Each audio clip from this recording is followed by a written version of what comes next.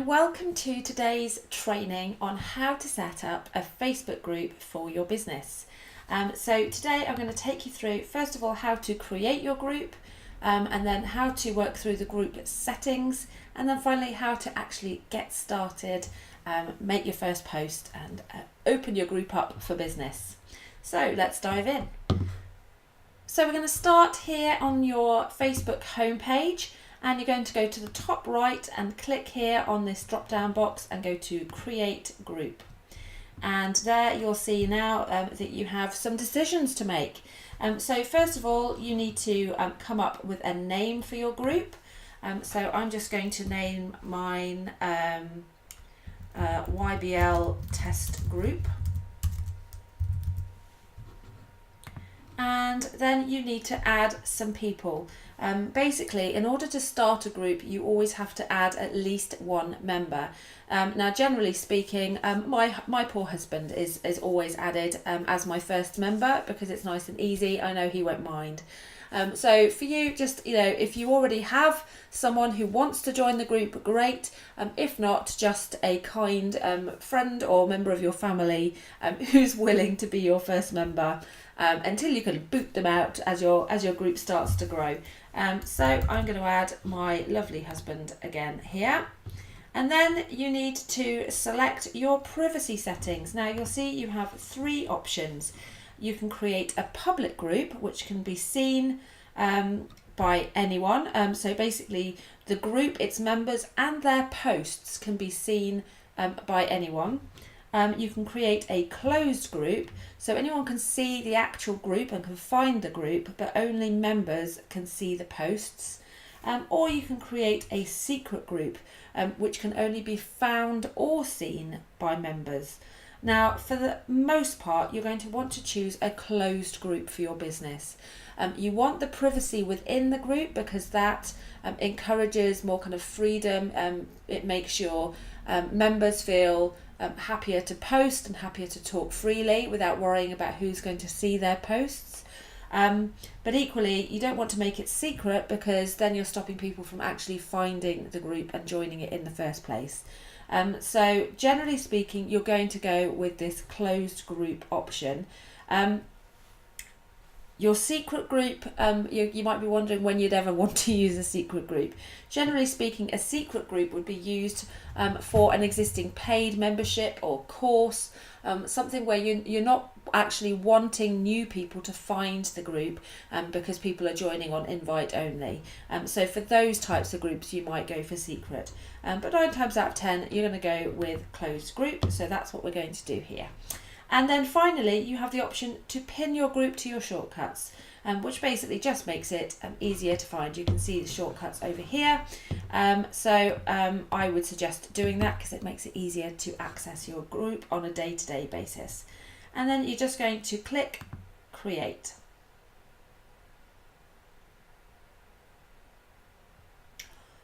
And there we go. You are now in your new group. Okay, so we have more work to do. First of all, while this picture of a flower is very sweet, you want to create your own group cover photo. Okay, now I would do that in Canva, and let's go and do that now.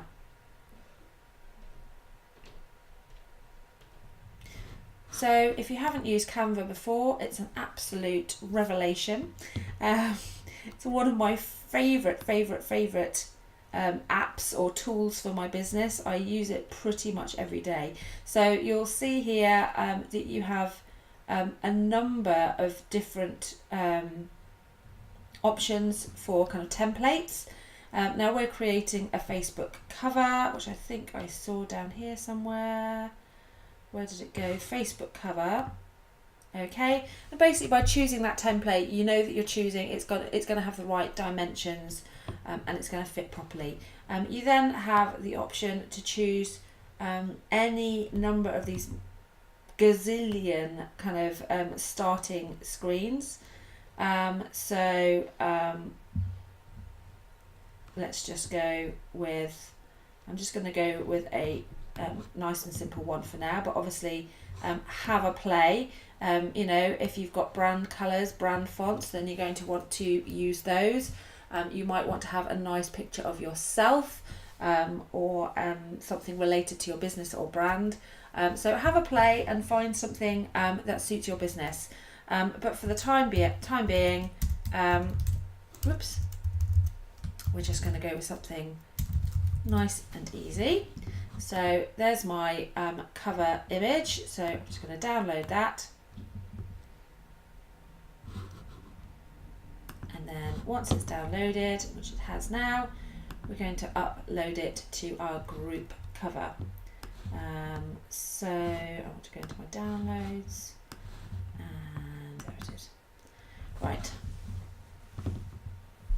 Okay, so that's our cover. Now we just you can kind of jig it around a bit if you don't like the positioning, and then once you're happy with it, just save the changes.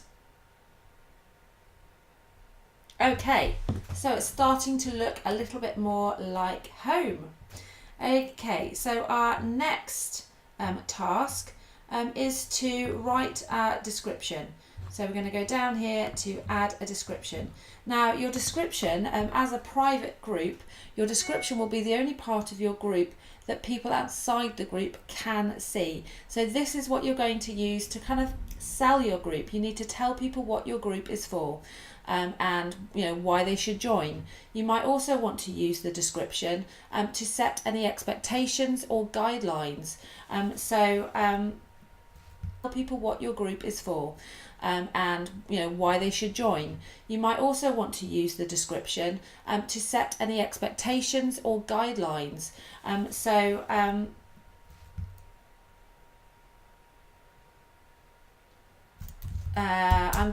going to just keep this brief for the purposes of this tutorial. But essentially what you're wanting to do is sell the group, let people know who it's for and what they'll get from joining, and also set any expectations. So you know, what's the tone of the group that you want to encourage? Do you want it to be friendly? Do you want, and so on, respectful? Are there any particular rules that you have for your group that you want people to know about? So that could all go in your group description.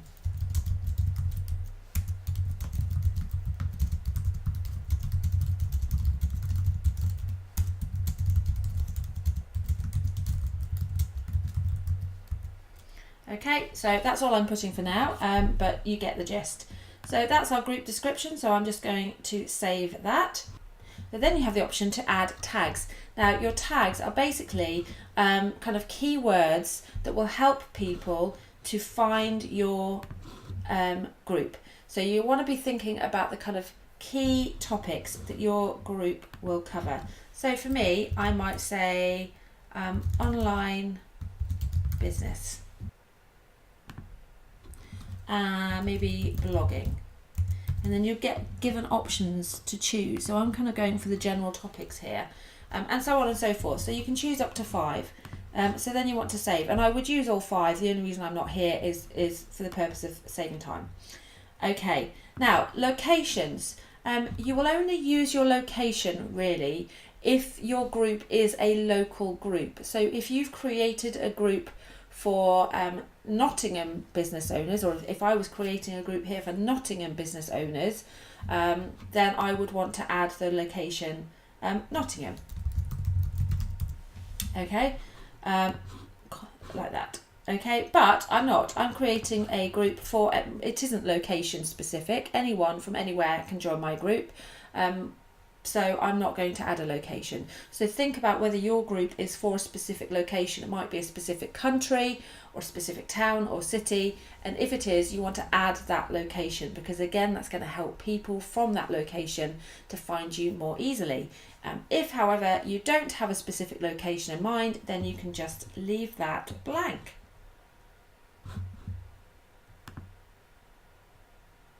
So, next thing, let's take a look at our group settings. So if ever you want to edit any of these settings, you can just come in here. One great option is to link your business page. So hopefully you already have a Facebook business page. If you don't, get one set up ASAP. But you have the option here to link your page. So you can see I've got 2 business pages, so I could link one of these. Because this isn't going to be a real group, I'm not going to do that now, but you've got that option.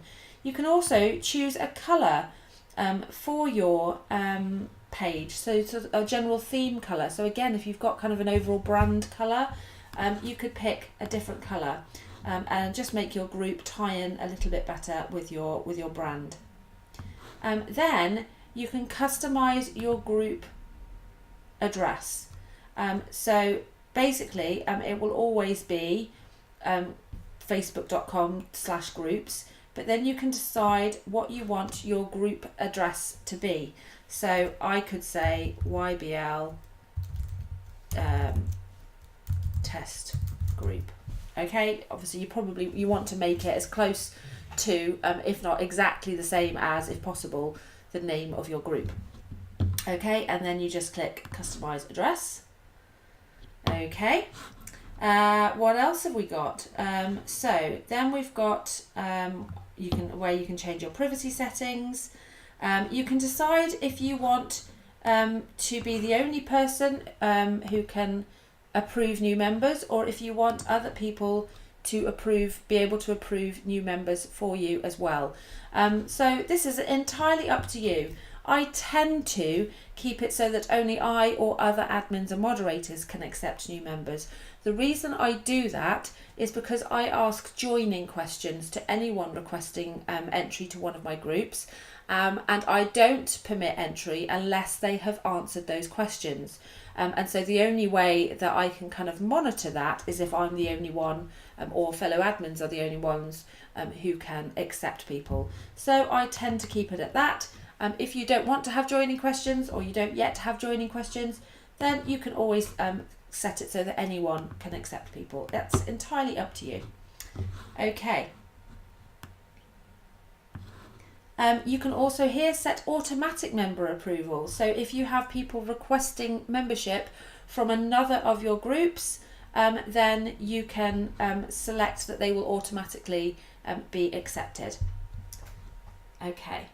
Now here is where you get to ask up to 3 joining questions for new applicants to your group, and I really recommend doing this because you get some great benefits from doing it. So I have 2 questions that I ask. The first one is I ask people what the biggest challenge is for them right now in their business. So essentially what I'm doing is I'm getting immediate insight into what their key struggle is that I can help them with. That's really useful. It's key kind of customer insight for me. It helps me get a really good idea as to what my members are struggling with, so that I know what content to create for them, both free content and paid content. I know if most people are struggling with a certain thing, that if I make some kind of paid offering around that, the chances are people are going to snap it up because that's what they're struggling with right now. So it gives me some really good insight into what my ideal clients are struggling with right now. What I also do with my questions is I say very clearly, you must answer this question in order to get access to this group. So I will say something like,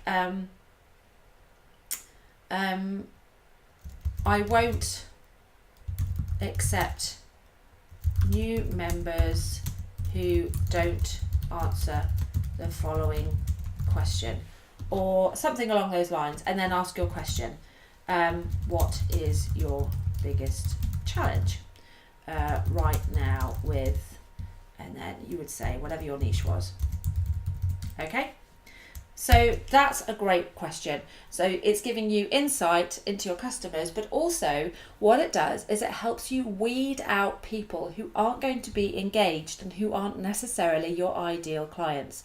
Because anyone who doesn't answer that question clearly doesn't want to be in your group that much. If they can't be bothered to answer one simple question in order to get access, chances are they're not going to be a particularly engaged member anyway.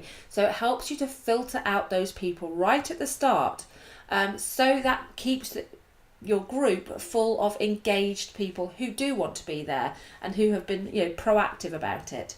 So that's really, really helpful. Another question that I have is one that leads people into my email list, and this is another fantastic tool.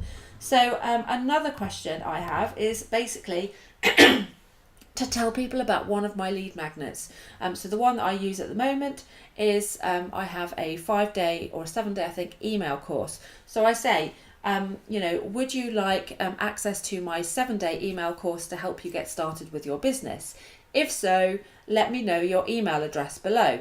And then in order to be GDPR compliant, I also say this will also subscribe you to my weekly newsletter along with occasional updates about my products and services.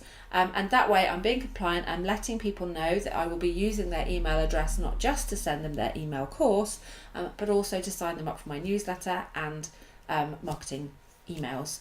And people don't have to in order to join the group, but if they want to, they can, and then I get new people on my email list as well as my Facebook group. So that's another great way to use the join up questions. Okay, so I definitely recommend adding some of those. And then you've got your posting permissions. So do you want anyone in the group to be able to post in the group, or do you only want admins to be able to post in the group?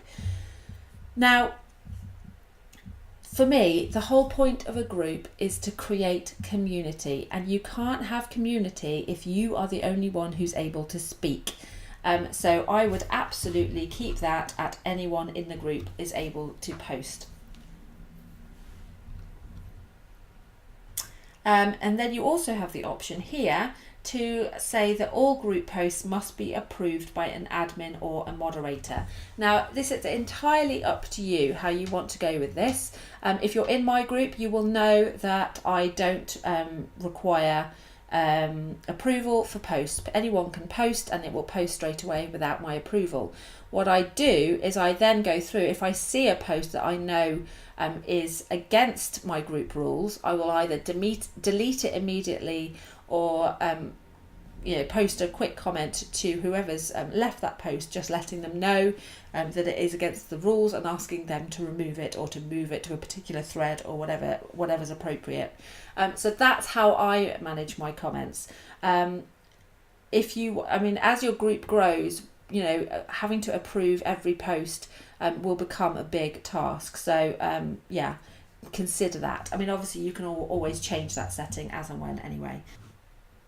And then the same for stories. So obviously Facebook now has the stories kind of feature as well. So do you want people posting stories in your group or only admins? So again, I keep that as free and easy as possible.